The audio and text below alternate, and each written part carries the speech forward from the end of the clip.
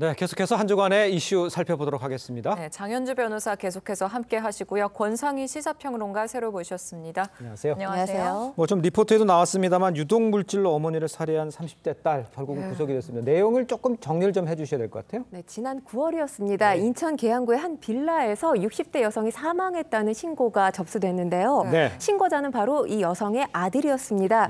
홀로 살던 어머니에게 연락을 했는데 연락이 닿지 않았던 거죠. 이때 이 아들이 빌라를 직접 찾아왔고요. 어머니의 시신을 보게 된 겁니다. 예. 당시 시신 이미 어느 정도 일부 부패했던 것으로 지금 알려지고 있는데요. 국과수의 검사 결과에 시신에서 화학 물질이 검출됐던 걸로 지금 알려지고 있습니다. 예. 사인은 약물 중독이었던 것으로 드러났는데요.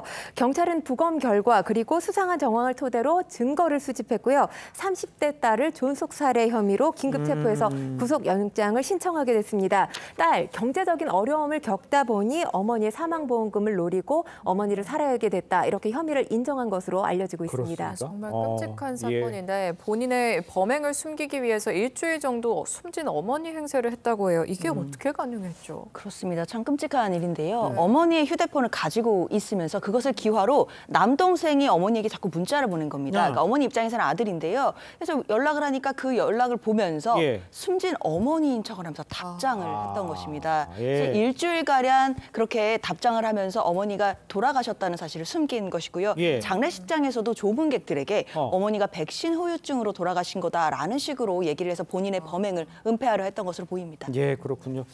자, 그런데 이제 주변에서는 믿을 수 없을 만큼 충격적이다 이런 반응을 내놨다고 하는데 평소에 이 모녀 관계는 어땠었다고 전해집니까? 일단 어머니를 살해한 이 비정한 딸, 인근 주민이 인터뷰한 내용을 말씀을 드리면 어머니 시신이 발견된 날에도 이 딸이 우는 모습을 보였었다고 합니다. 그리고 이 두 사람의 사이가 상당히 좋았던 것으로 지금 알려지고 있는데요. 매일부터 살았다라는 이야기도 나오고요. 지금 팔짱도 끼고 다닐 만큼 사이가 좋았다. 이런 이야기들이 전해지고 있습니다. 그렇습니까? 경찰에서는 딸을 상대로 정확한 범행 경위를 조사하고 있다는데 친어머니를 살해한 딸, 처벌이 어떻게 될까요? 단순 살인죄보다 형량이 당연히 높습니다.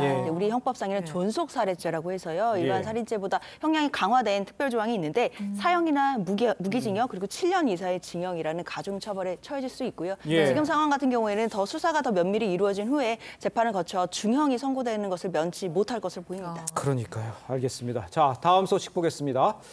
이 밤사이 서울과 인천 지역 등에 짧은 시간 아주 집중적으로 비가 왔었습니다. 침수 피해 신고가 아주 잇따랐는데 특히 비에 맞아서 떨어진 이 낙엽, 배수구를 막으면서 여러 곳에서 뭐 침수 현상 이런 일이 있었잖아요. 네, 그렇습니다. 어제 오후 7시부터 밤까지 사실 되게 강하게 내리는 빗소리 때문에 일을 잘 못하셨다는 분들도 계시는데요. 서울 평균 내렸던 강수량 양이 상당히 많습니다. 48.3mm, 거의 50mm에 육박하는 정도의 비가 내렸는데요.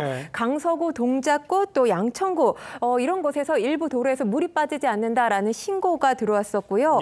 아무래도 이 3시간 동안 내린 이 짧은 시간에 많은 비가 내리다 보니까 가을철 길거리에 쌓였던 낙엽들, 이 낙엽들이 배수구를 막게 되면서 일부 도로의 배수구 중심으로 물이 차오르는 현상이 발생하게 된 겁니다. 사실 어젯밤 오늘 아마 길에 다니신 분들은 아시겠지만 낙엽이 평상시보다 상당히 많이 떨어져 있습니다. 은평구 같은 경우는 일부 주택이 침수돼서 또 주민들이 대피하기도 했고요.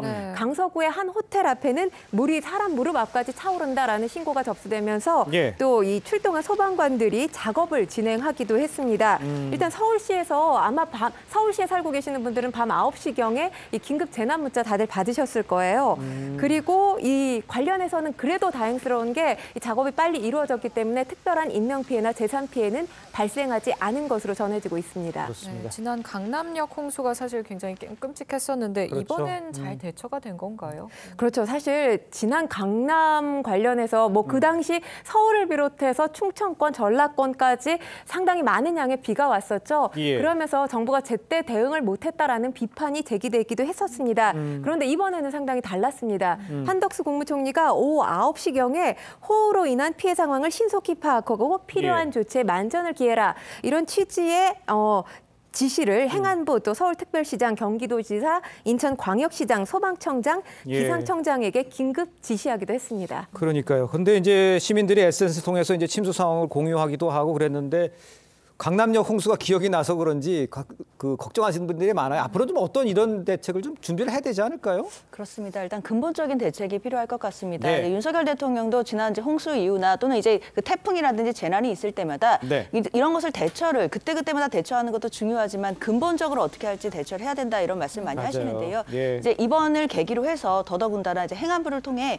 뭔가 좀 근본적이고 앞으로 이런 피해가 발생하지 않을 대책들이 좀 나왔으면 좋겠습니다. 그리고 한 가지만 제가 더 덧붙이면 네. 사실 재난 문자가 요즘에 상당히 많이 오고 있잖아요. 그래서 재난 문자와 관련해서 이게 실효성 없다라는 목소리가 많이 나오거든요. 왜냐하면 시도 때도 없이 너무 자주 오기 때문에 안전 불감증을 오히려 더 부채질한다 이런 예. 목소리가 나오고 있는데 재난 정도에 따라서 글자나 배경 같은 경우 색깔만이라도 조금 달리해서 그러네요. 사람들이 확인할 수 있게 조치를 취하는 것도 어떨까 예. 싶습니다.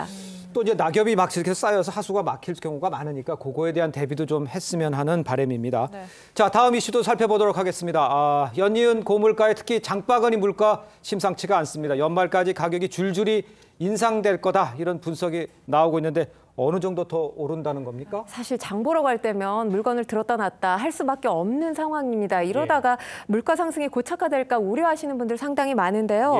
일단 밀가루, 치즈, 두부, 닭고기 주요 먹거리가 1년 새에 무려 20% 이상 오른 상황입니다. 주요 식자재 가격 상승률이 작년보다 훨씬 더 두드러지고 있는데요. 무 같은 경우 거의 100% 육박할 만큼 많이 올랐습니다. 96% 상승했고요. 당근은 60.4%, 또 밀가루, 감자, 닭고기 1년 새에 30% 넘게 올랐는데 더군다나 이제 17일 되면 우유값도 오르게 됩니다. 흰우유 가격이 6%에서 9%가량 오르게 되고요.